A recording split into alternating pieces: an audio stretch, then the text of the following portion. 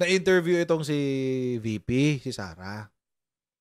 And tinanong siya tungkol sa pagiging opposition leader. Tinanong siya tungkol doon. Pagiging opposition leader. And ang sabi niya, I'm neither here nor there. Something like that. Or something to that effect. I'm neither here nor there. Hindi raw siya gagalaw for or against the administration. Parang parang kakambal ng no comment yan. Parang kakambal ng no comment yan ito kasi sinabi niya. Sara Duterte as opposition leader, VP says she ain't moving for or against the administration. Hirap talaga, pananliligaw, no? Nasa ligaw stage pa kasi. Pagpasensyahan nyo na, kailangan pa niya manligaw. Ayaw niyang manggalit ng taong bayan. Gano'n. Parahan natin yung balita. Ito kasi yung balita tungkol dyan. Yan.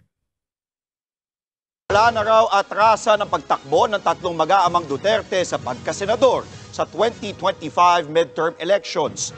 Ayon mismo yan kay Vice President Sara Duterte na sinagot din ang ilang issue. Nasa frontline ng balitang yan si John Aroa. Wala raw pinipiling panig si Vice President Sara Duterte sa gitna ng lumulutang na posibilidad na siya ang gawing bagong leader ng oposisyon. Kasunod yan ng kanyang pagbibitiw sa gabinete ni Pangulong Bongbong Marcos. Sa kabila niyan, sinabi ni PBBM na may unity team pa rin at bukas pa rin daw ang kanilang kampo para kay VP Sara. Ang sagot lang dyan ng pangalawang Pangulo. Hindi ako gumagalaw for the administration, for the opposition, or kung ano man yung politika na yan. Ang galaw ko ay base sa kung ano yung makakatulong sa ating mga kababayan at kung ano yung karapat-dapat para sa ating mahal na Pilipinas. Alam niyo mga kotsero, kung kanino ko huling narinig yung mga ganyang salitaan? Kay Digong. Mukhang buo na ang script nila, guys. Mukhang buo na ang script nila. So, I think mga kotsero,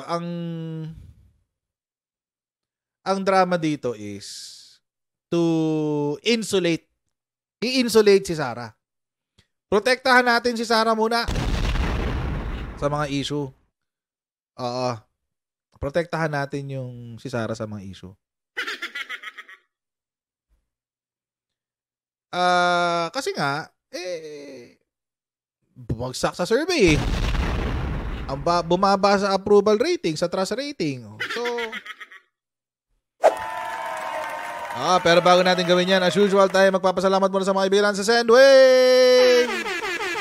Kaya kung kayo ay nasa US, UK, Canada, Italy, France, Spain, Ireland, and Belgium, ay pwede na kayo magpadala sa Pilipinas ng inyong mga remittances gamit po ang Sendwave. Ang gagawin nyo lang ay download ang Sendwave app, kuha kayo ng account, lagay nyo yung bank account details nyo, at pwede na kayo magpadala sa GCash, sa mga bangko at iba't ibang mga pawn shop sa bansa. At kapag ginamit nyo pa ang promo code na Coach Jarrett, ayan, makakuha kayo ng karagdagan $20 free credit sa inyong pong unang padala. Kaya gamitin na si Sendwave for all of your remittance needs. Protektahan muna natin kasi pambato sa 2028. Hindi ako kumbinsido, guys. I'm sorry, kahit kulitin nyo ako na hindi, sabi si Bastiro, etc. No, you cannot convince me. Until mag-file si Baste ng Certificate of Candidacy at hindi siya mag-withdraw last minute. Kasi pwede kang mag-withdraw hanggang sa election day. Alam niyo ba yun? Na pwede siya mag-withdraw hanggang election day. At pwedeng meron pumalit sa kanya until noon of election day, if I'm not mistaken. Pwede yun. So pwedeng ang kumakampanya si Baste, tapos pagdating ng election, biglang magbaback out siya o si Sara. Ang basa ko dito sa galawan nila ngayon is to protect si Sara. So she's neither here nor there. She's not pro, she's not anti the administration. But that is impossible. That's impossible. So kung di ka pro-admin, hindi ka anti-admin, ano ka, dilaw? Ano ka, wallflower? It doesn't work like that. Lalo na kapag yung pamilya mo is positioning itself or positioning themselves as the new opposition. It's impossible. At saka sabi ko nga sa inyo mga kotsero action speaks louder than words. Action speak louder than words. For example, eto, pakita ko sa inyo. Yung kasing speech na yan, mga kotsero, galing yan sa Cebu kanina.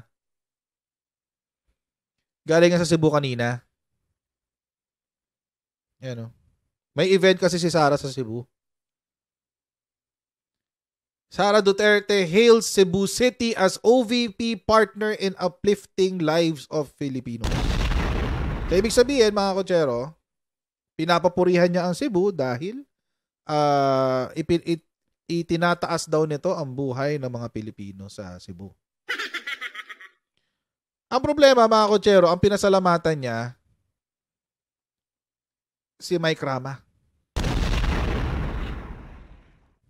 Vice President Sara Duterte personally presented the plaque and certificate to Mayor Mike Rama.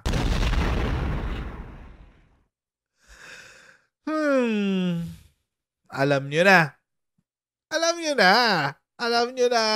Oh, di ba? Oo.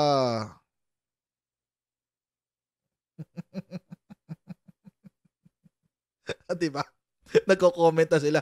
Magagalit si Gov. Oh, di ba? Di ba suspended yan? Exactly. Alam niyo mga kotsero, kung totoo na she is not for or against the administration,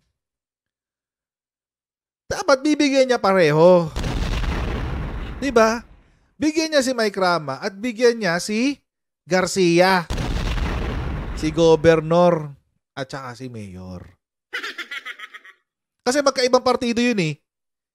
Si Gobernur sa admin, si Mayor sa kay Digonggong.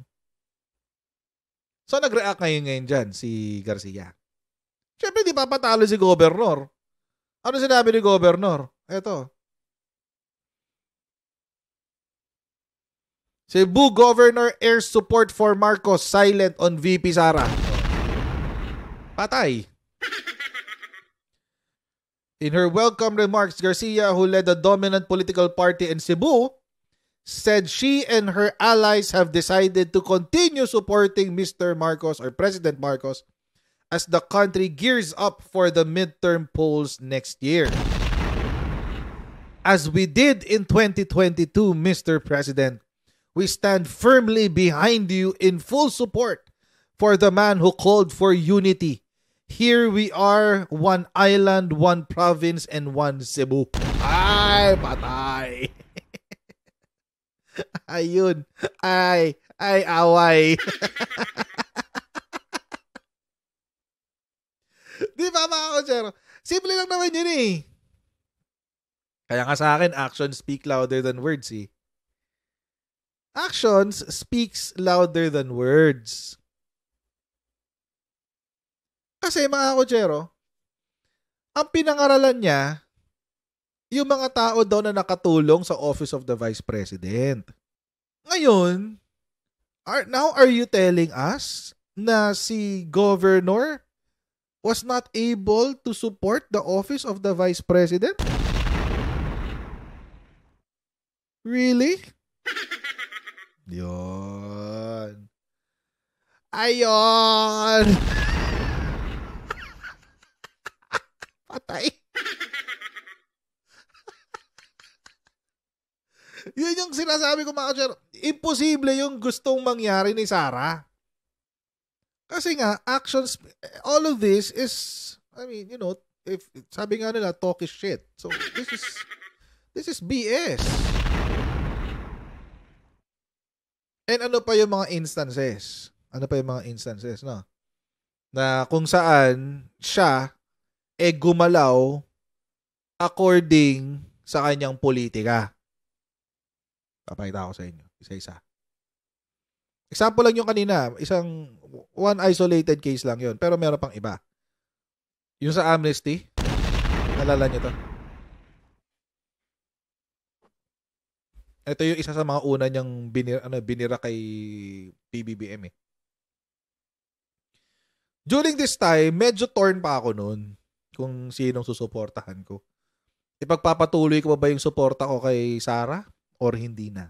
Doon naglalaro yung ko eh. Isip ko noong mga panahon na to. Bakit? Kasi mga kotsero, naiintindihan ko yung ginawa ni PBBM.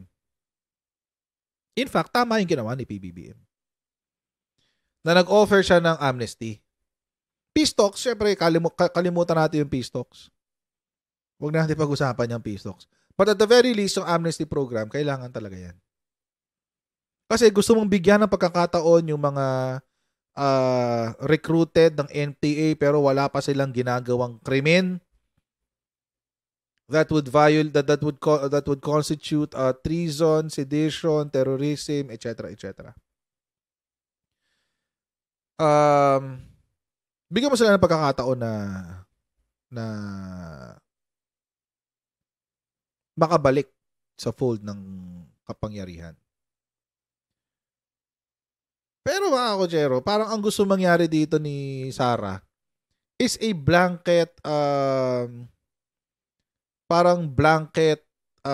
dismissal of the proposition. Alam niyo ang problema niya doon, mga kotsero, first and foremost is kung disagree siya sa amnesty program, she has to take it up with her father. Kasi, nung binuong NTF-ELCAC, kasama yan sa programa ng NTF-ELCAC.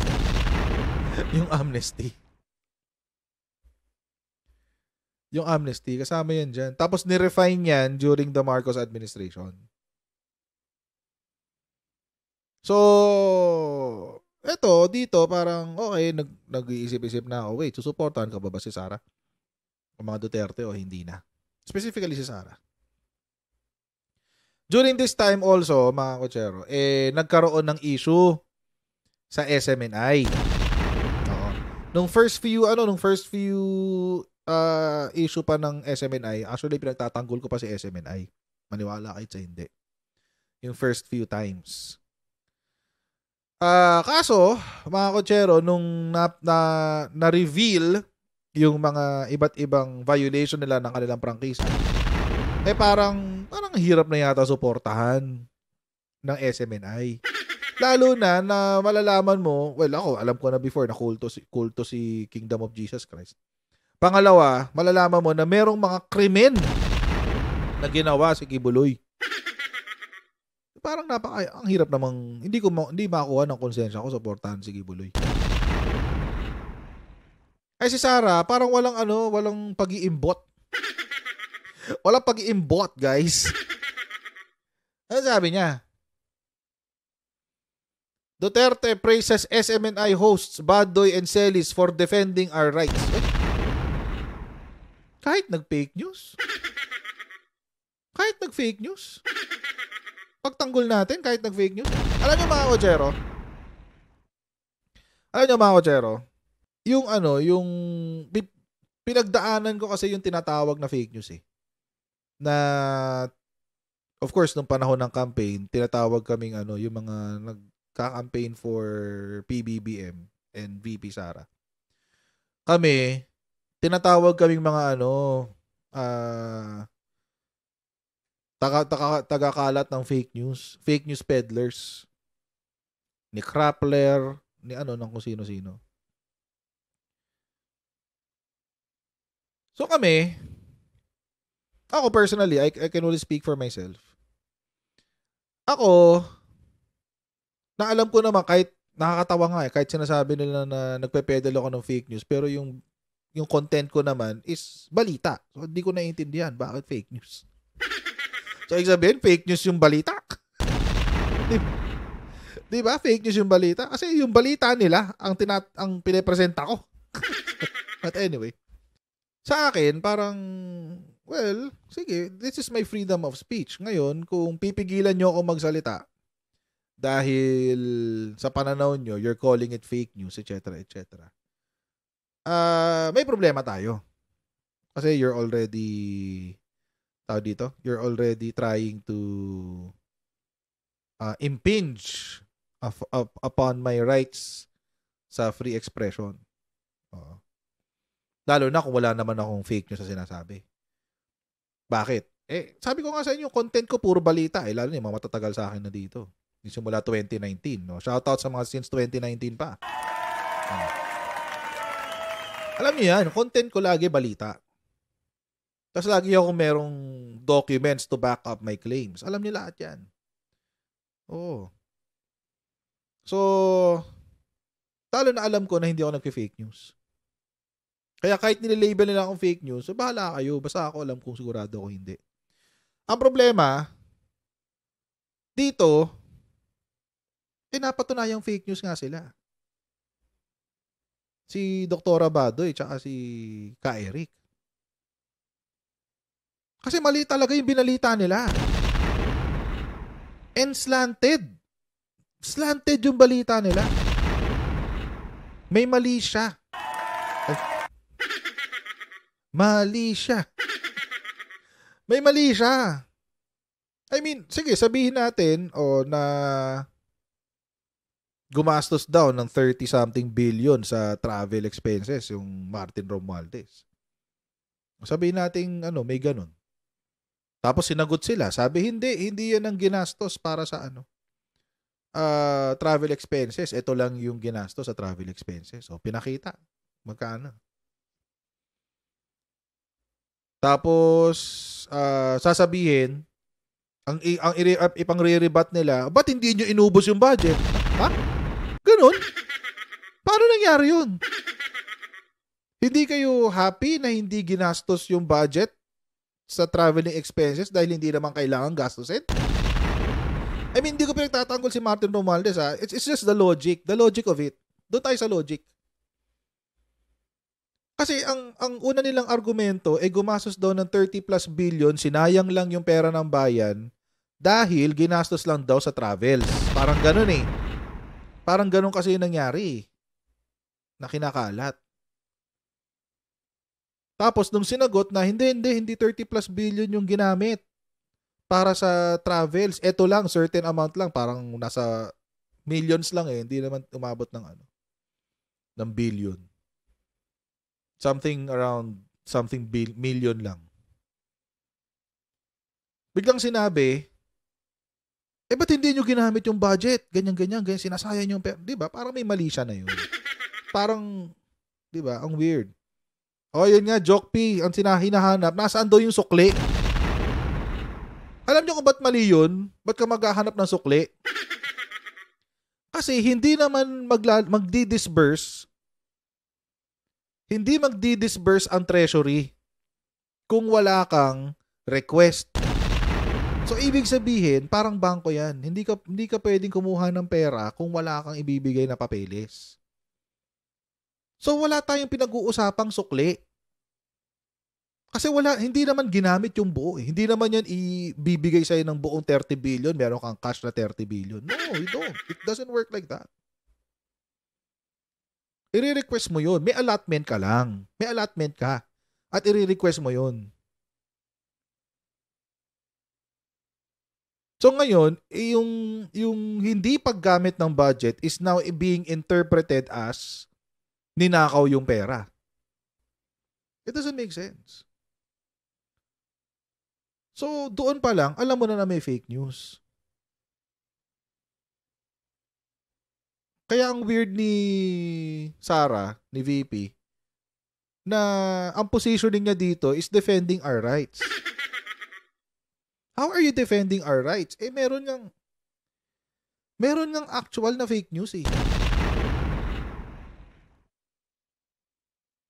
Buti sana kung, di ba? Kung totoo, kaso, buti sana kung totoo yung sinabi nila. Kaso umamin din sila mismo doon sa hearing, nag-apologize pa sila. That's one. Pero pang isa. Nung umattend siya ng SMNI rally. Do you think this is a non-partisan activity? Itong rally nitong SMNI, yung labang kasama ng bayan, yung 7 days, na hindi naman sila dumami. Ito, alam naman nating anti-administration yan. Pero nakita ka dyan. Nagpunta ka dyan. You made yourself part of this kind of an activity. So, hindi mo pwedeng i-claim na ikaw ay hindi pro or anti or against. You cannot. Kasi, nandoon ka sa event kung saan sinasabi na lalaban kami sa administrasyon. You can't. Sabi sa'yo, mangongolekta ako dito ng ano eh. Ito pa. Sana yung isa? Naalala nyo to? Yung bad shot? Bakit? Bakit nagkaroon ng bad shot? Kasi nga, once again, si Sara umattend ng isang rally na anti-admin. Yung unang-unang maisog. Di ba? Alam nyo mga kutsero, sa akin ganito. Vice President ka. Vice President ka eh. So para sa akin,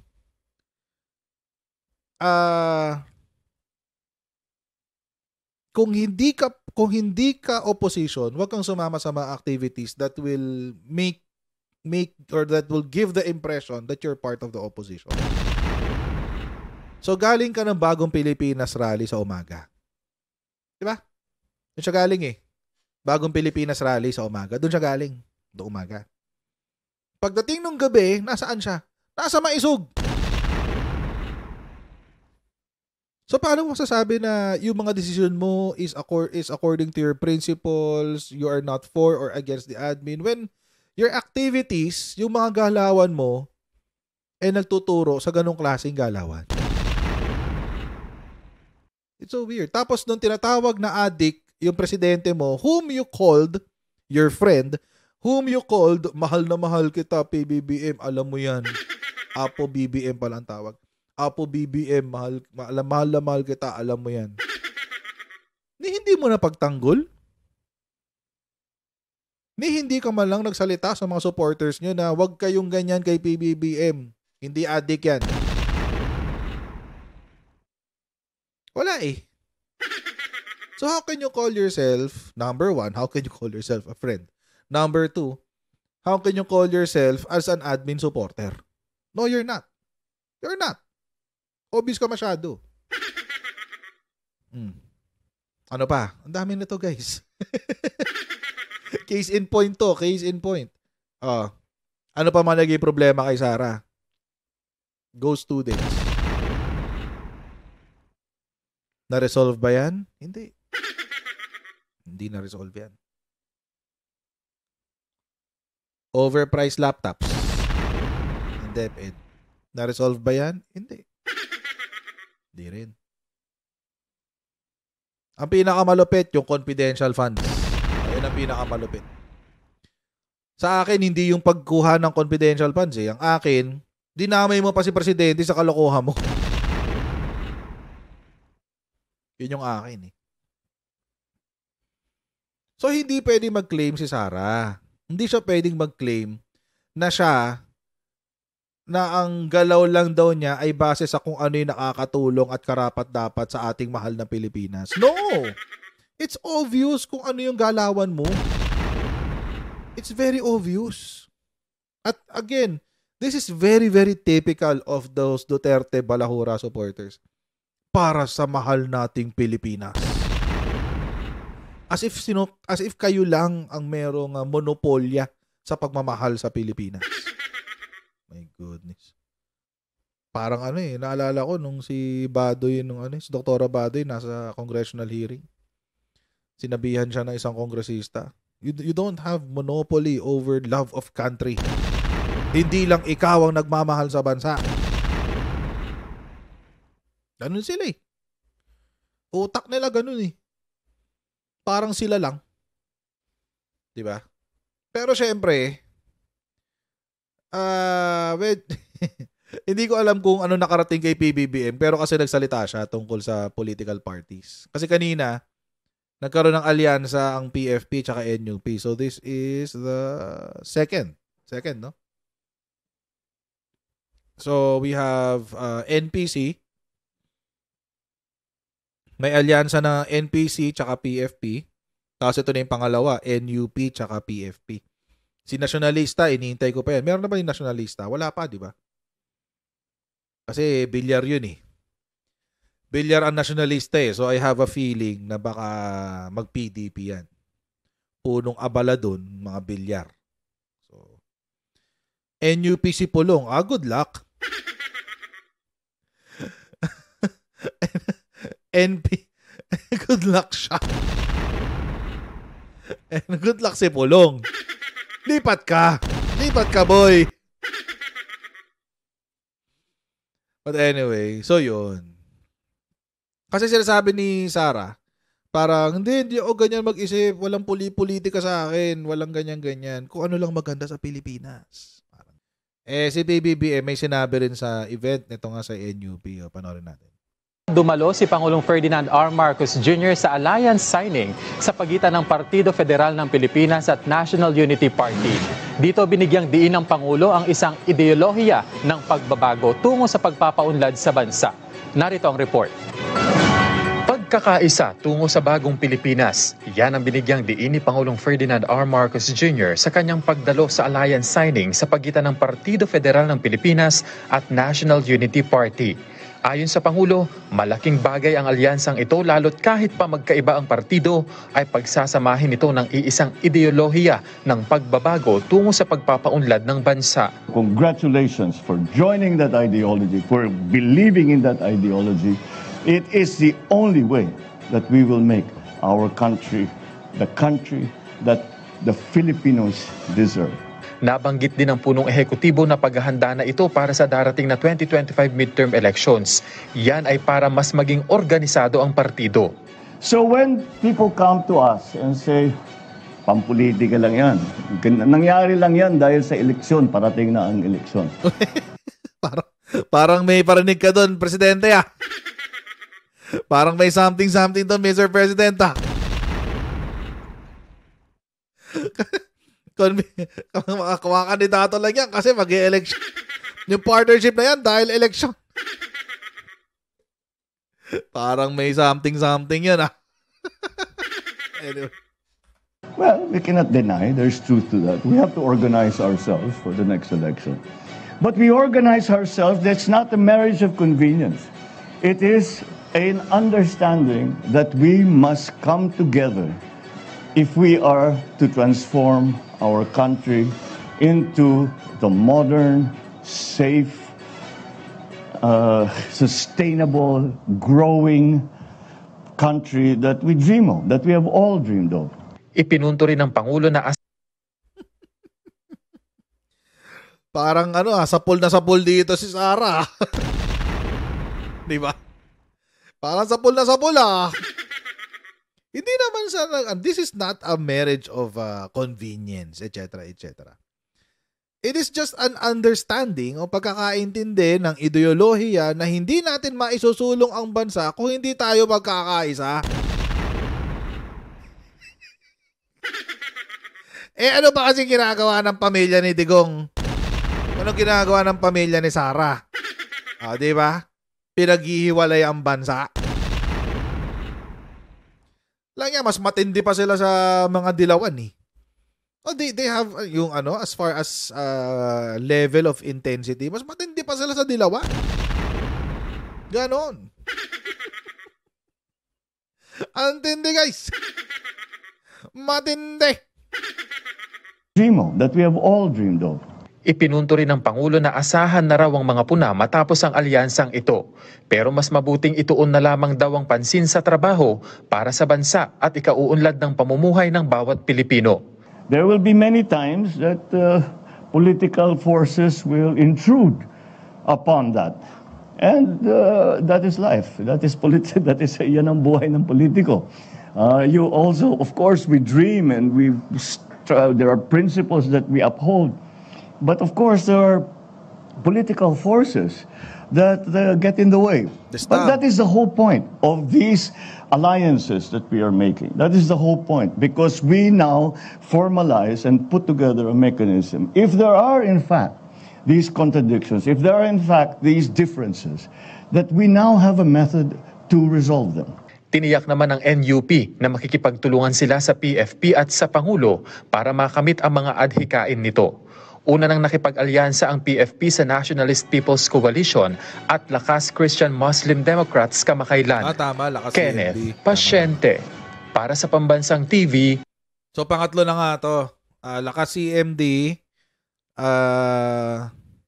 NPC, tsaka NUP. So, pangatlo na nga to. Pangatlo na. Tindi. Lumalaki ang partido ni PBB. Tapos, sumama pa si Juan Cebu. Sumama pa si Juan Cebu. Ay, patay. Parang Luzon, Visayas versus Mindanao ang mangyayari. Wag naman sana. We don't want that. We don't want that. Alam nyo mga kochero, sana lang talaga. Sana lang. Kasi kung tutuusin mga kochero, tampo lang naman talaga nila Digong to eh.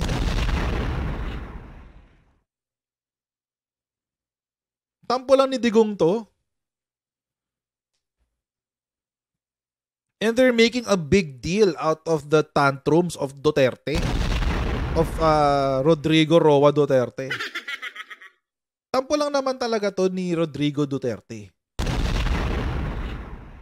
Pero, ayun nga, ginagamit niya yung buong Mindanao, or at least ginagamit niya yung impluwensya niya, na imbis na makatulong sa administrasyon, isa pa siya sa mga nanggugulo. Bakit? Kasi nga gustong pumoder ulit. Yun lang naman yun eh. It's all about that. It's all about their lust for power. That's it. Bakit? Kasi kung may kapangyarihan sila, malulusutan nila si ICC. Kung may nasa kapangyarihan sila, malamang sa malamang, malulusutan nila lahat ng mga issue na kinasangkutan nila noong sila ay nasa puder. Lahat sila. So, it's just, they just want to continue their hold on power. Na actually, hindi naman siya, kung tutuusin, kung maganda naman yung motibo nila, walang masama. Kaso hindi maganda yung motibo. Hindi maganda yung motibo eh. Anong gagawin natin? Pwede sana kung mabuti yung nagawa nila sa bansa. Kaso, nung bumaba si Digonggong, nakita natin lahat ng kabalbalan eh. Nakita natin lahat ng mali eh. Nagsingawan lahat eh.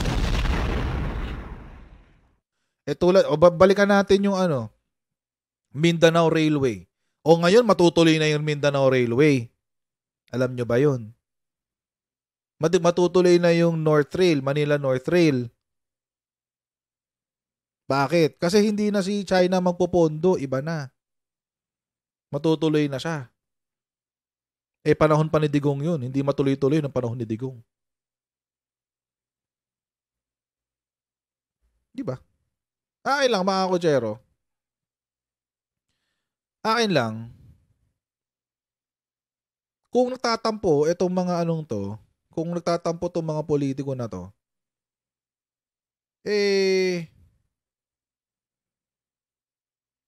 sana, sarilihin nyo, huwag nyo kami damay lahat. Nadadamay kami, dinadamay nyo yung taong bayan sa mga kabalbalan nyo eh. Nananahimik kaming lahat. Guguluhin nyo, i-disrupt nyo yung mga magagandang ginagawa para magmukhang masama, para meron kayo ipupuna.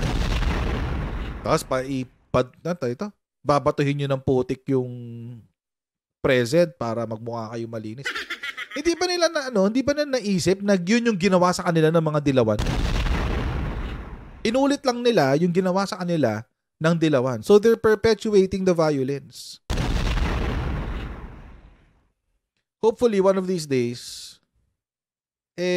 magigising sa realidad tong angkan ni Digong. And they get on with the program. Kasi, una, kaibigan naman sila ni PBBM before eh. Dapat nga di sila nagaganyan kasi kaibigan nga sila. Tapos nagaganyan silang lahat. Anyway. Sana one of these days mamulat sila sa mga kabalbalan nila, di ba? Para at least tayong mga civilian, tayong mga hampas lupa na hindi aabot sa mga level nila, ma-enjoy naman natin ang buhay natin.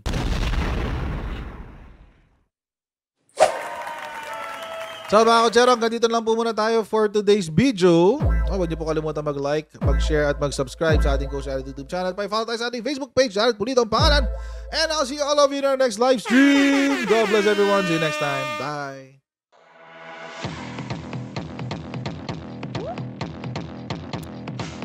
Pag ganun, huwag natin gawing tanga mga Pilipino.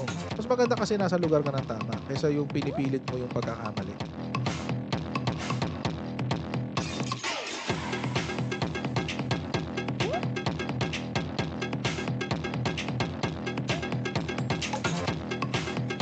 Are they willing to go that far? Hindi makakalimutan ng Pilipino yan hanggat di nasasagot niya. Sino ngayon nagsasabi ng totoo?